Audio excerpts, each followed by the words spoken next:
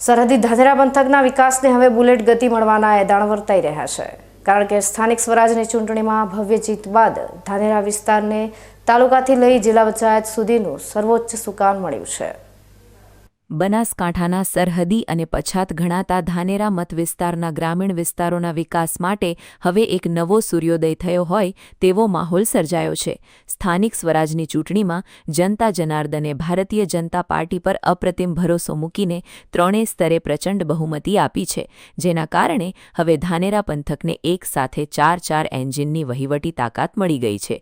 ભાજપે તાલુકા પંચાયતની 19 જેટલી બેઠકો પર ભવ્ય વિજય પતાકા લહેરાવીને સત્તાનું સુકાન પ્રભુજીના મજબૂત હાથોમાં સોંપ્યું છે, પરંતુ ધાનેરાવાસીઓ માટે સૌથી મોટા અને ઐતિહાસિક ખુશીના સમાચાર એ છે કે બનાસકાંઠા જિલ્લા પંચાયતના પ્રમુખપદની સર્વોચ્ચ અને અત્યંત મહત્વની જવાબદારી મૂળ ધાનેરા તાલુકાના રવિ ગામના વતની અને ખીમત સીટ પરથી વિજેતા બનેલા પાયાના નિષ્ઠાવાન કાર્યકર વસંતભાઈ પુરોહિતને સોંપવામાં આવી છે।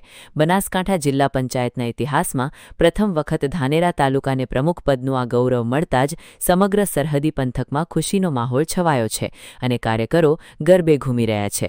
વસંતભાઈ પુરોહિત વર્ષોથી ભાજપના એક વફાદાર સિપાહી તરીકે નાનાથી લઈ મોટા તમામ કાર્યકરોને સાથે રાખીને જમીની સ્તરે સક્રિય રહ્યા છે। જો કે વર્ષ 2012ની વિધાનસભા ચૂંટણીમાં તેમની હાર થઈ હતી, છતાં તેમણે પક્ષ પ્રત્યેની વફાદારી છોડી ન હતી। આજે તેમની આ જ પ્રજાલક્ષી સેવાની કદર કરીને પક્ષે તેમને આખા બનાસકાંઠા જિલ્લાનું સુકાન સોંપ્યું છે, જેથી ધાનેરાના સ્થાનિક આગેવાનો, વેપારીઓ અને ગ્રામ પંચાયતોના સરપંચો તેમને પુષ્પગુચ્છ આપીને સન્માનપૂર્વક શુભેચ્છાઓ પાઠવી રહ્યા છે।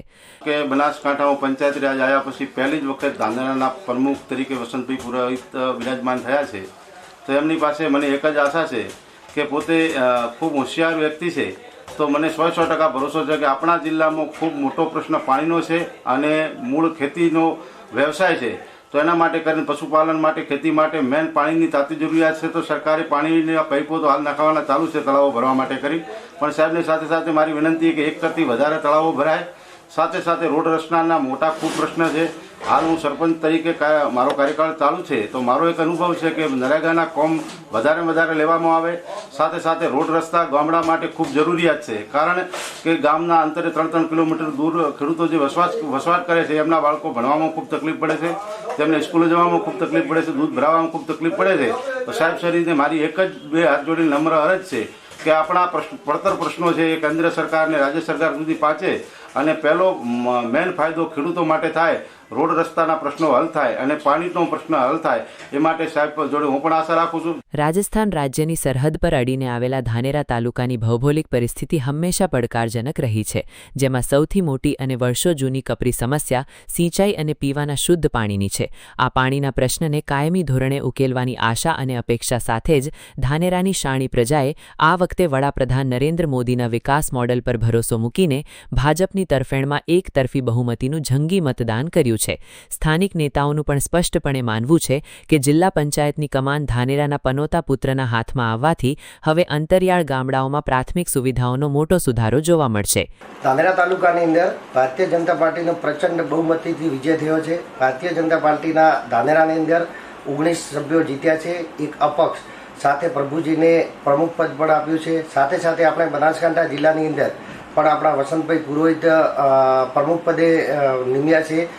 તો ધાનેરા તાલુકાના જે વિકટ પ્રશ્ન હતા એમાં આરોગ્ય હોય, શિક્ષણ હોય, પાણીનો વિકટ પ્રશ્ન હોય, એ આપણે સૌથી સરળ હલ થઈ શકશે। આપણે જ્યારે પણ કોઈ પણ કામ લઈને આપણા પ્રમુખ જોડે જઈશું તો એ પ્રશ્ન આપણને હલ થઈ શકશે। આ પ્રચંડ જનસમર્થન બાદ જિલ્લા પંચાયતના નવનિયુક્ત પ્રમુખ વસંતભાઈ પુરોહિતે પોતે પણ બીકે ન્યૂઝ ચેનલ સાથેની ખાસ વાતચીતમાં પોતાની પ્રાથમિકતાઓ સ્પષ્ટ કરી દીધી છે।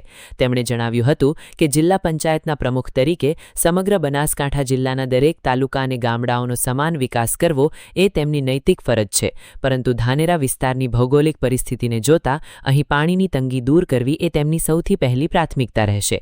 જો ધાનેરાના ખેડૂતોને સિંચાઈનું પાણી મળી જાય તો આ પંથકનો સર્વાંગી વિકાસ આપોઆપ સરળ બની જશે। જ્યારે પ્રમુખની જવાબદારી આપી એ બનાસકાંઠા જિલ્લાની આપી છે।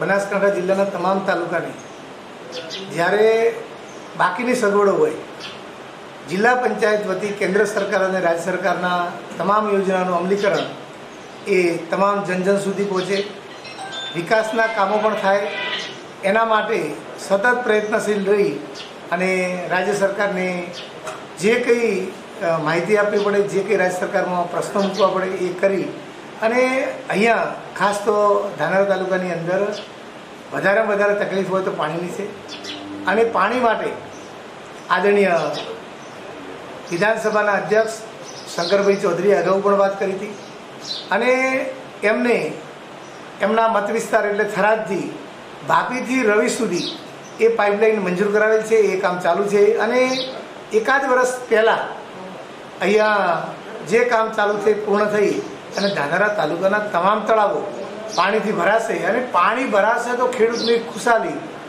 તમામ રીતે આગળ વધશે અને તમામ બાકીના પ્રશ્નો સોલ્વ થઈ જશે. તાલુકાથી લઈ જિલ્લા પંચાયત સુધી ધાનેરા પંથકને મળેલું આ ઐતિહાસિક સત્તાનું સુકાન આગામી દિવસોમાં સરહદી ગામડાઓના ચિત્ર અને ભાગ્યને બદલવામાં કેટલું કારગત નીવડે છે તે તો સમય જ બતાવશે. પરંતુ હાલ તબક્કે વસંતભાઈના આક્રમક અને સકારાત્મક વલણથી ધરતીપુત્રોમાં એક નવી આશાનો સંચાર ચોક્કસ થયો છે.